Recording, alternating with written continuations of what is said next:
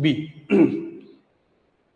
The future of e-governance is shaped by emerging trends for making government services efficient and accessible. Obviously, future of e-governance is what? Fine. We are talking about digital era governance, which is again a post NPM development. Fine. Obviously, a lot of scholars. There's a very famous scholar called Manuel Castells.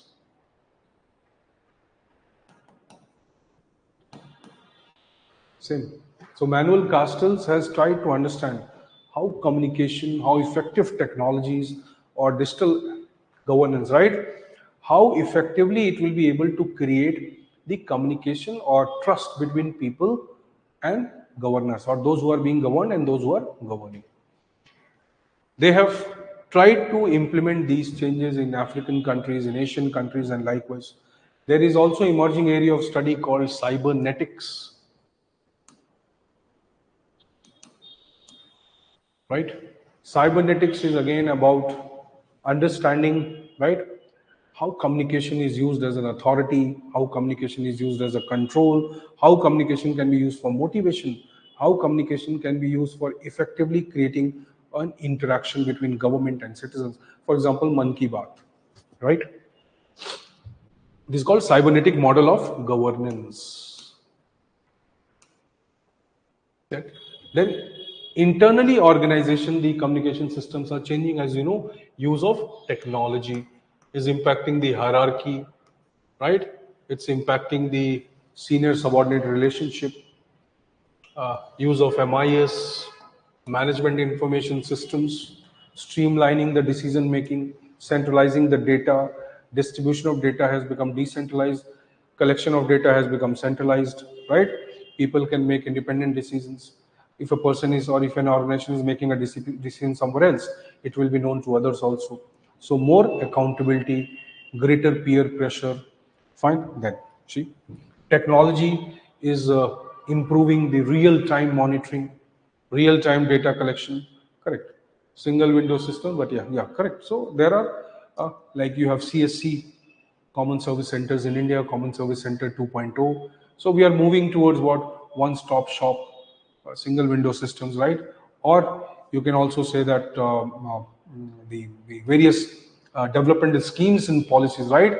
The transfer of money is being digitized, monitoring is digital, right? And likewise, a lot of initiatives we are taking. So ultimately, digital era governance, right, is one of the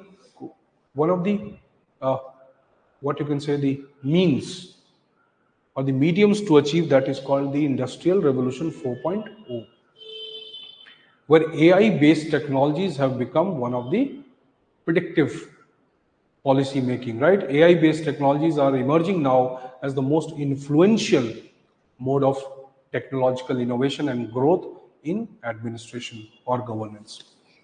So predictive policing, simulation techniques, right? Or you can say natural language processing, use of information, information at fingertip, mobile governance, M-governance, and likewise. So there are so many changes which are being witnessed under digital era governance. It is not just good things, but also the negative things also. Dehumanization, technocratic system, dominance of technocrats, high cost of using technology, digital divide, digital illiteracy, right? Or digital disparity visible in the society. Lot of, you can say, vulnerabilities of technology, security, privacy, data protection, data theft, and a lot of other things. Big data problem, how do you manage all that, right? So governments are facing both these scenarios, right? Hacking, crimes, a lot of things are happening. India scam, one of the biggest, right, digital scams in India, right? India is affected by one of the biggest scams in the world, where, fine, see, correct, yes, sure, you can use gangplank, no problem, right? So the idea is, but that is more about a specific change, no? Fine, you can just use the term. We have already said, see, how communication between systems, how communication between people, that is increasing, right?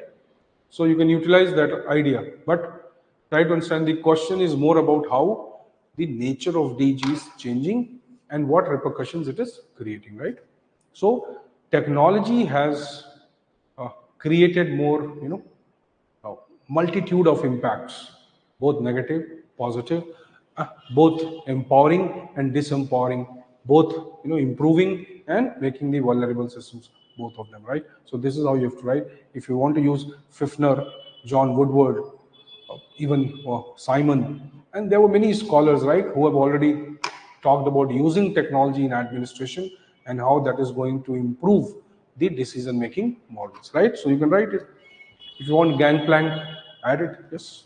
But that will be a very minuscule part, right? Because that should not be dilute the originality of the question. Originality of question is what? Shaped by emerging trends, right? That's the idea.